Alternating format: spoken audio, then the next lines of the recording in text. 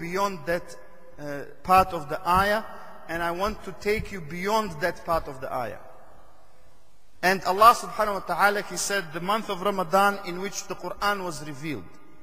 And alhamdulillah, we know that this is the month of the Quran. We know that many of the Salaf, like Imam Malik, Imam Shafi'i and others, rahimahumullah, great Imams of Islam, they used to leave everything and just read the Quran from the Mus'haf throughout Ramadan. But I want to draw the attention of our brothers and sisters to the importance of understanding the purpose of the Quran.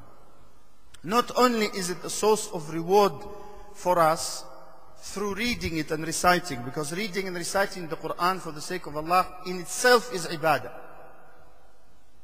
There is no doubt about that. We have many proofs in the Quran and Sunnah. But what Allah says after شهر رمضان الذي أنزل فيه القرآن هدى للناس وبينات من الهدى والفرقان.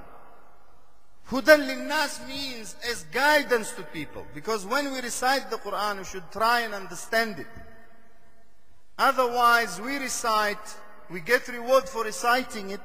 There is a greater reward for understanding and acting upon it.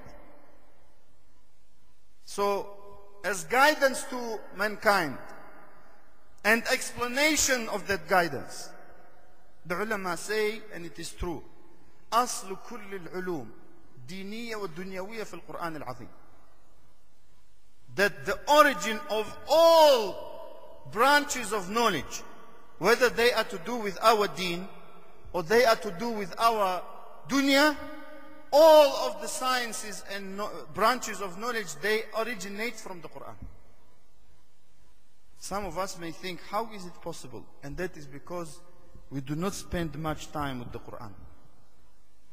And when we spend much time with the Quran, we should see what Allah says subhanahu wa ta'ala regarding pondering over the Quran. And He also described the Quran in this ayah as Al-Furqan, the criterion between right and wrong, between Islam and Kufr, Tawheed and Shirk, Sunnah and Bid'ah, guidance and misguidance. And Allah subhanahu wa ta'ala says in the Quran, أَفَلَا يَتَدَبَّرُونَ الْقُرْآنِ. Do they not reflect the Quran, upon the Quran? And that is what we should try and do. When we read the Quran, try and reflect on it. Ikhwan, please come forward. We have many brothers waiting. Jazakumullah khairan. Please come forward. You don't have to sit in a row. When we stand for salah, we can stand in a saf. But to sit, you can sit anyway. Jazakumullah khairan. Thank you very much.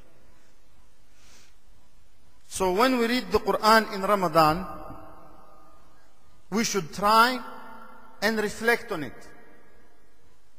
We should try and understand it as much as possible, so that the Quran doesn't remain like a museum piece in many houses. In some houses, unfortunately, there is no Mus'haf even. I know, because I go to some houses, I say, can I read from the Quran? They say, we don't have a Mus'haf. That's a disaster. Every house should have a Mus'haf, a copy of the Quran. Every room, if possible, should have a copy of the Quran, so that in every room you can sit and read the Quran. And the more you do for Allah, the more Allah will do for you. So to understand the Quran is a major job in Ramadan.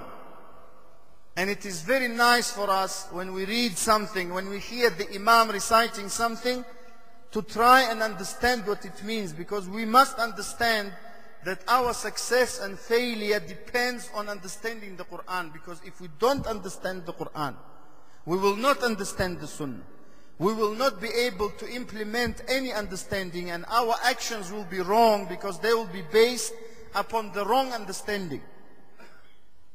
That is why the Prophet ﷺ said that the people of the Quran are the people of Allah and His special chosen people.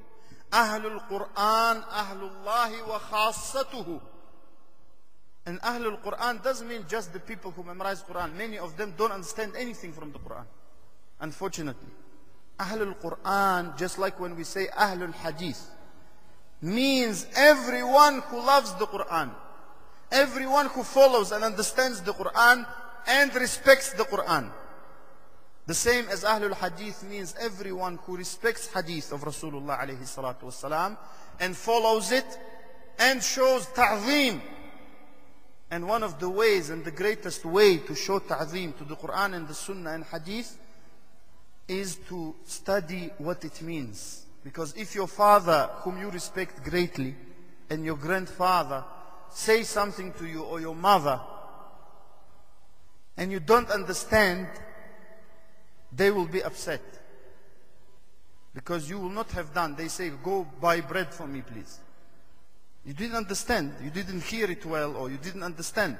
And you didn't do it. So they will not be pleased. They will be upset. As a result, it will have problem, it will cause problem in the family. What do you think if the Quran that was revealed for our guidance and to take us away from the hellfire and to take us to Jannah is not respected? Because as Ibn al-Qayyim rahimahullah said in many of his books, Hajrul Quran anwa'. Leaving and abandoning the Quran can be manifested in many ways. One of them is not reciting. If you recite, he said, not pondering, not doing tadabbur. It's one of the ways of abandoning the Quran. One of the ways of abandoning the Quran is not using it for ruqya. فيه شفاء للناس. This great book contains shifa, cure for all diseases of the heart and of the body.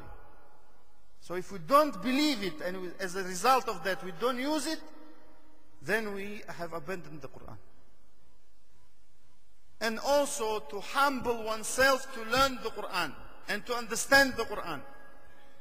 That is also from respecting the Quran. So may Allah subhanahu wa ta'ala enable us to fast correctly, to pray correctly, to worship Him in this great month correctly, and may He enable us and all the Muslims to do it. Wa aqimus salat.